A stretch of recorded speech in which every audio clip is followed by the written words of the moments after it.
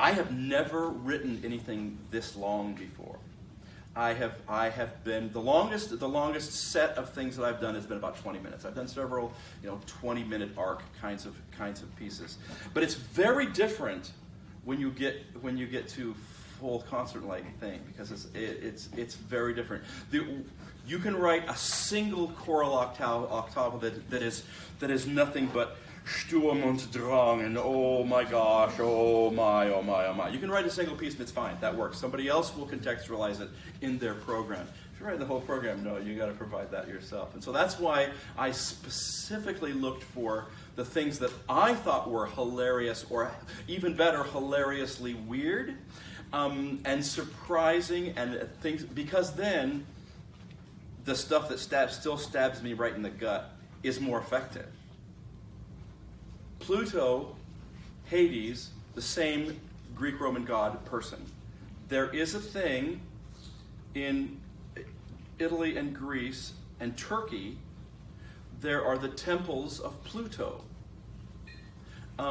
They're caves. They tend to be places around volcanic activity where poison smoke would be in these caves. The name of these places, the temples to Pluto, are called a plutonium. And it's like, I went like, what?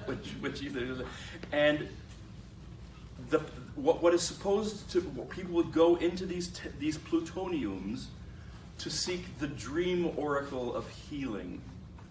What are you hoping the audience takes from this? A lot of things. First, I hope they have an emotional journey I hope it makes them think, I hope it makes them laugh, I hope it makes them cry, I hope it makes them, I hope it's something that they think about later. Putting ourselves in context is part of the deal, and our stories. I personally think of B-Reactor in the same way that I think of the pyramids. I really do.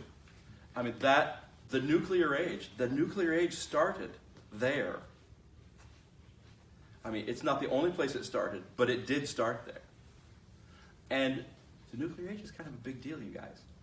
I mean, in the history of humanity, it's a big deal. So, but then we go out there and we look at that place and it's like, oh yeah, it's a bunch of cinder block and concrete, and it looks very mundane. It is not, the Jetsons. It is not some spectacular architecture. It is not. It is a very industrial looking, it looks like any other warehouse, right? But yet it's really important. So to find our place in that story is important for us, and I hope it will matter to other people. Stories.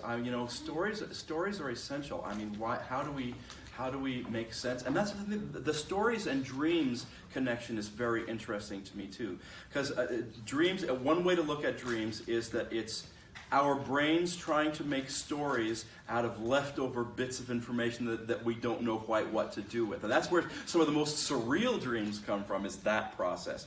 And your brain can also then pick out some stuff that you may have been ignoring as important and kind of puts it up here as a really weird thing. And it's like, okay, maybe need to pay attention to that. So that structure, how we structure dreams, how we structure our stories that we tell ourselves about ourselves, that's really what this is about. That's what is this piece for? What is the message of this piece? It's like, this is our story.